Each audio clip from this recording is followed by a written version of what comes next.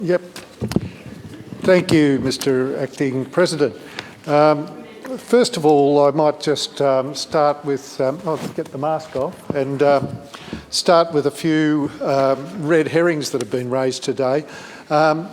First, this is about the EIS process applying to planning permits.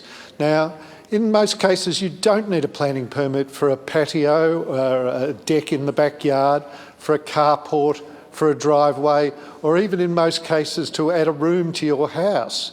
These are all as of right, and you may need a building permit, but not a planning permit, and this applies to planning permits. And secondly, so most small-scale changes would not be covered by this. And once again, if you're going into the area of doing a dual occupancy, yes, you would need to complete an EIS if needed. But if you were doing it on the same, if you pulled down an old house and built something on that existing footprint, you would not need an environmental impact statement because it would arguably have no effect on the environment. Once you start removing the surrounding trees, though, you may well be affecting habitat, and that would trigger the need for an impact statement. Much has been said about it adding red tape, but this is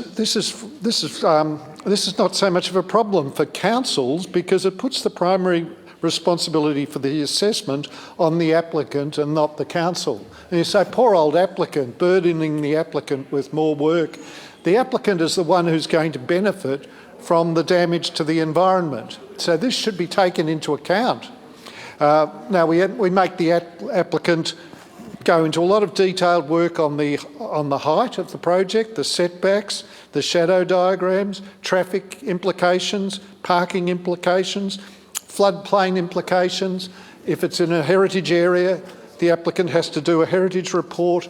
We're saying an environmental report is required too. I don't think that's overloading the applicant really. And we have sent this out to all the councils in Victoria. We've had no negative pushback from councils. So I think that a lot of what's being raised today is a bit of fear-mongering around this provision. And then I say, I think it was Ms Terpstra said it's a huge undertaking. I don't really think it's a huge undertaking, but it's a huge change because we want to put the environment up as a primary consideration in the planning scheme.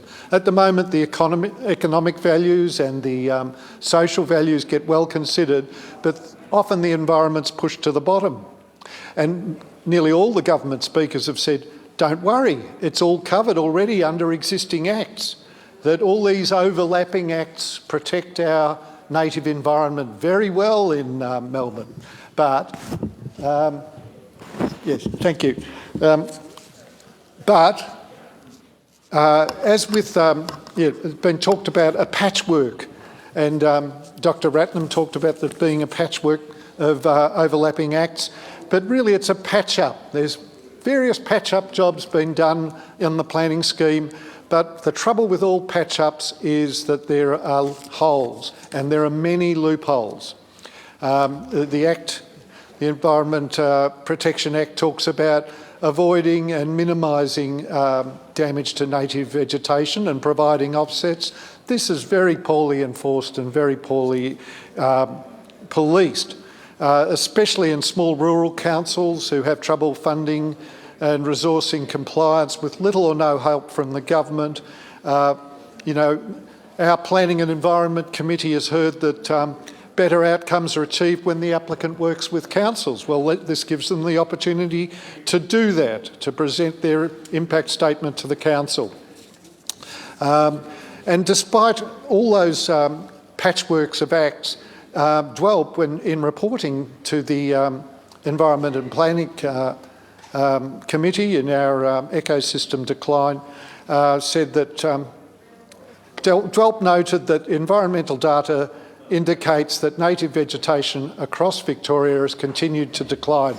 Well, this has been especially so in the city where I was mayor, Bayside. We were losing canopy trees at a at a double-figure percentage rate over several years when I was mayor there. So our native vegetation is on the decrease.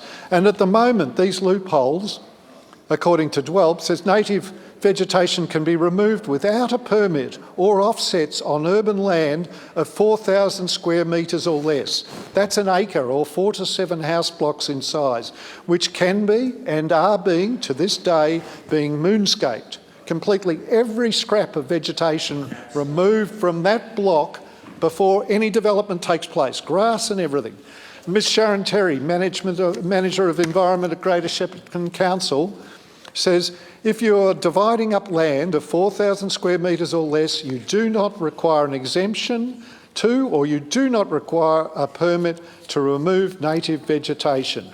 And as our committee's hearing on ecosystems decline and species extinction, it's not a species decline, our species are falling off the cliff. Across the board, there's support for this bill. We've sent it out to all councils. In fact, I haven't heard one person or one group contact me with a negative opinion or with opposing views. There's been broad support from councils, both city and regional, environmental groups, resident action groups, local community members, and a large number of letters of support from big organisations like the Victorian National Parks Association, Planning Backlash and Regional Victorians. I've even received support from local Greens councillors. And some of these examples include Dr Simon Lockney from RMIT, Senior Lecturer, great initiative, Alison Joseph, well done, great bill, and Vicky Corrales of the Sandringham Foreshore Association. Please support the bill. So that's my final word. Thank you very much. Please support the bill.